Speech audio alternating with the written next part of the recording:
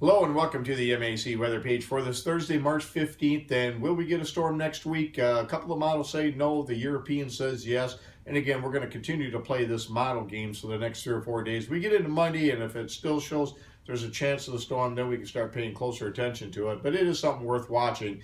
And we're certainly going to be cold through the period when that storm goes by. Whether it hits us or not, cold air will dump back into the Great Lakes. So we just don't see much in the way of warm weather outside of Sunday. It looks like we could hit 50 degrees, so that'd be nice.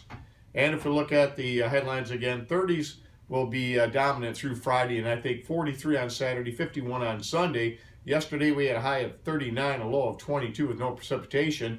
And again, 43 inches of snow so far for the season. Our normal high is now up to 42 degrees. Normal low is at 24. You can see out there this morning, temperatures mainly in the mid-20s to low 30s. And if we look at the radar, you can see just a little bit of lake effect snow coming off Superior, northwest lower Michigan, and of course downwind of Lake Erie in Ontario as well.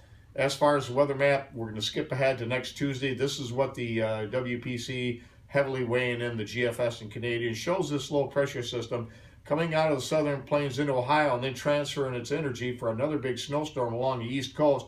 Now the European is a little bit farther to the northwest, quite a bit stronger and held together, not transferring the energy right away, and would produce quite a bit of snow for much of the MAC and LAC area, and we'll show that in just a minute. As far as the next 7 days precipitation, again, the WPC with the GFS Canadian showing most of the precipitation off to our south. That's where the main snow looks like it will fall right now.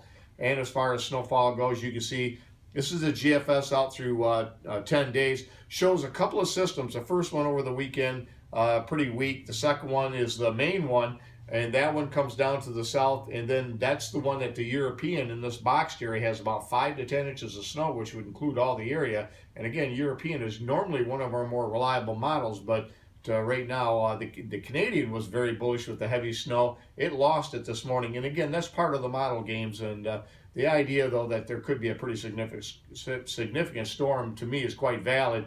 And then the GFS would try to develop another system here late in the weekend that would move towards the upper Great Lakes as well. And we'll have to keep an eye on that system. But right now, the odds are low that we'll get the storm, but we'll continue to follow. As long as the European is showing a pretty good chance of snow, I don't think we can dismiss it. As far as the forecast goes today and tomorrow, looks like we have plenty of sunshine, developing highs in the mid, maybe upper 30s. We'll get into the low 40s for St. Patty's Day. It should be a really nice day with lots of sunshine. And then Sunday, the peak day of the weekend, highs around 51 degrees with nearly full sunshine. And then Monday, we have still partly sunny skies, highs in the low 40s. And then again, we'll watch that storm for later next week over the next several days. As far as weather watch out there, winter storm watches, again, that'll be for that system dropping down to our south, winter weather advisories, and then fire weather warnings for the portions of Kansas. And again, not really affecting us with anything over the next several days here in the Great Lakes, but things could get a little more active as we get into next week. Thanks for stopping by, and have yourself a great day, and 73s to all.